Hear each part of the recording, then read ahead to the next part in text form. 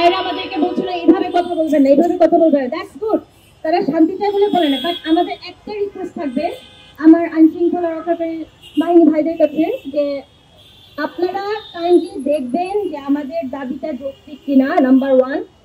Number 2, আমরা এই দাবি নিয়ে মাত্রই কি রাজপথে নামছি নাকি আমরা আবেদন নিবেদন করে করে করে করে পিঠ দেয়ালে ঠেকার পর আমরা এই রাজপথে নামতে বাধ্য হয়েছি? একটা ব্যাকগ্রাউন্ড না বললেই না, কি আমার দাদা শহীদ হয়েছেন, বাবার 2 মামা শহীদ হয়েছেন, সবকিছু জানেন, তবে একটু আমাদের ব্যাকগ্রাউন্ড ব্যাপারে বলি। আজকের দিন আমার এখানে এভাবে দাঁড়ানোর কথা না। আমরা দিলে আমার দাদার আমল থেকে আলহামদুলিল্লাহ আমরা অনেক সম্পদ আমার বাবা ইনহেরিট করেছেন, এবং সেই সম্পদগুলো সে এই পর্যন্ত কোথায় ব্যয় করেছেন এটা একটু আপনারা কাইন্ডলি দেখবেন প্লিজ।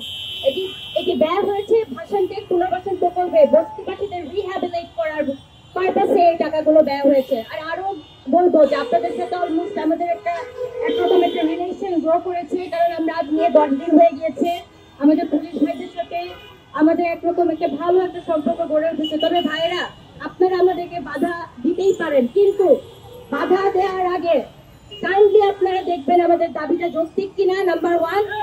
আমাদের দাবির পক্ষে সরকার আছে কিনা, এবং আমরা উপদেষ্টা মহোদয় থেকে শুরু করে সচিব মহোদয় থেকে শুরু করে আমরা যা আছে আমরা সবকিছু করে ব্যক্ত হয়েছি বলে ভাই আজকে আমরা এখানে নামছি। আমাদের একটা কোর্স থেকে আমাদের ব্যবহারটা একটু এলোমেলো হলে ভাই আপনারা এটা প্লিজ মানে একটু এভাবে দেখবেন, সফটলি দেখবেন, কারণ ভাই আমরা এখানে নামতে চাইনি, রোদের মধ্যে আমার থাকার কথা না।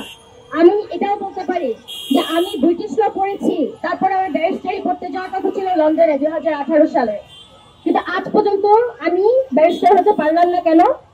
এই যে সকল কারণে। আমরা যে ডিপ্রাইভেশনের মধ্যে যাচ্ছি, আমার বাবা তো 53 বছর যাবত যাচ্ছে, আমরা গত 16-17 বছর যাবত যাচ্ছি, তাতেই আমাদের এরকম খারাপ লাগে। উনি বয়স্ক মানুষ,